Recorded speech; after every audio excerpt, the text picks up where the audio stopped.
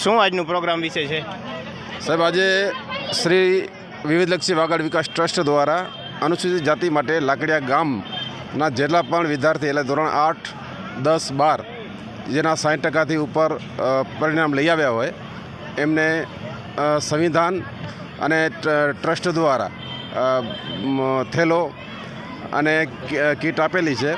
અને એની સાથે સાથે ઉચ્ચ અભ્યાસ માટે ગ્રેજ્યુએટ અને ડૉક્ટર, એન્જિનિયર એમનું પણ વિવિધલક્ષી વાગડ વિકાસ ટ્રસ્ટ દ્વારા સન્માન કરવામાં આવ્યું છે. કારણ કે અમારે જે શિક્ષણનું વ્યાપ વધારવા માટે, છોકરાઓને ઉત્સાહ પૂરું પાડવા માટે અમારા કાર્યક્રમ જે છે એ અમે ખૂબ સફળ રીતે આ કાર્યક્રમ કરેલ છે. અને અમને આપણા અનુસૂચિત જાતિ દ્વારા ખૂબ સહકાર અમને મળ્યો છે. અને અમે વિદ્યાર્થીઓનો પણ અહીંયા કને સારી રીતે ઉત્સાહ વધારવા માટેનો મારો પ્રયાસ છે. આ બાબતે આપનું શું કહેવાનું? માતા સાવિત્રીબાઈ ફૂલે એવું કહેતા કે દીકરીઓને આભૂષણ નહીં, શિક્ષણ આપો.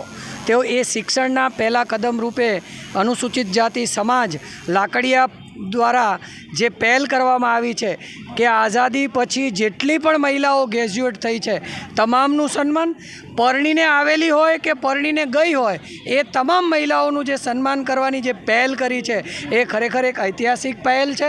સાથે સાથે ક્લાસ 1-2 ઓફિસર્સ આ સમાજમાંથી નિર્માણ થાય અને એવા જ એક સાથી જેણે જીપીએસસી પરીક્ષા પાસ કરીને આજના કાર્યક્રમનું અધ્યક્ષ સ્થાન શોભાવ્યું, તો આ એક પ્રેરણાનો સ્ત્રોત બન્યું છે. બાબા સાહેબ એવું કહેતા કે શિક્ષણ સિંહણનું દૂધ છે. તો સિંહણનું દૂધ ત્યારે જ સક્ષમ કહી શકાય જ્યારે સમાજની એક એક વ્યક્તિ શિક્ષિત અને સક્ષમ બને. તો આવા કાર્યક્રમો શિક્ષણને સક્ષમ બનાવશે, સમાજને સક્ષમ બનાવશે. હું ફરીથી અનુસૂચિત જાતિ સમાજ અને વિવિધલક્ષી વાગડ ટ્રસ્ટ આભાર વ્યક્ત કરું છું, જેમણે આવા સુંદર કાર્યક્રમો સમાજને પ્રેરણારૂપ બતાવ્યા. અને આ કાર્યક્રમ વર્ષો સુધી પેઢી દર પેઢી ચાલતો રહે એ રીતનું ભવિષ્યનું જે આયોજન છે એને હું બિરદાવું છું. આ આયોજન અવિરત ચાલે એવી પ્રમુખ સ્થાનેથી અમારી વિનંતી ગ્રાહ્ય રાખવામાં આવે અને વધારેમાં વધારે શિક્ષણ પ્રાપ્ત થાય. ખાસ તો આ કમિટીની અંદર મહિલાઓની જે ભાગીદારી છે એ પણ નોંધનીય રહી છે. તો આપ આ માધ્યમથી શિક્ષણનો વ્યાપ છે એને મજબૂતી મળે એવા પ્રયાસોમાં અમે છીએ. ધન્યવાદ. આ બાબતે આગળ તમારું? પેટા જાતિના સંમેલન તમે જોયા હશે, જેમાં વણકર છે, રોહિત છે, ગરવા બ્રાહ્મણ છે કે પછી ચારણીયા સમાજ છે, એ તમે પેટા જાતિના સંમેલનો જોયા હશે. પણ આ લાકડિયા ગામ એક જ એવું છે સમગ્ર ભારતમાં કે જેમાં પેટા જાતિના ગ્રેટ ચમારના કે ગ્રેટ રોહિત કે ગ્રેટ વણકરના તમને જોવા નહીં મળે. અહીંયા માત્ર અનુસૂચિત જાતિ સમાજ અને બાબા સાહેબને માનનાર બહુજન સમાજના જે બાળકો છે એમના માટે સન્માન થાય છે. એમાં કોઈ પેટા જાતિવાદ નથી. અને બાબા સાહેબનું આ પ્રથમ મિશન છે કે આપણે પેટા જાતિવાદ કાઢીએ.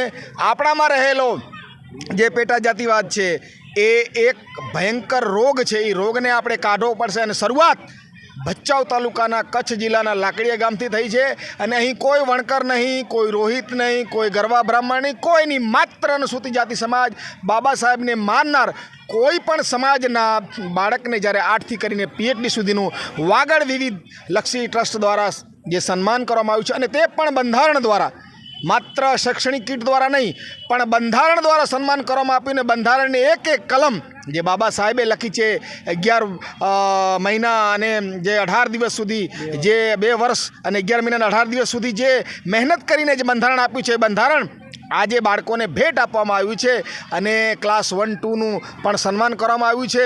તો હું પણ આ તમામ ગુજરાતના લોકો અને ભારતના લોકોને કહીશ કે લાકડિયા ગામના આ યુવાનો પાસેથી પ્રેરણા લે અને પેટા જાતિના સંમેલનો બંધ કરી, ગુજ્જર, મહેશ્વરી, મારવાડા, વણકર, રોહિતના સંમેલન બંધ કરી માત્ર ને માત્ર કોઈ પણ 24ના પરગણાના સંમેલનો બંધ કરી સમાજવાડી પણ અનુસૂચિત જાતિની બનાવો અને સન્માન પણ અનુસૂચિત જાતિનું કરો.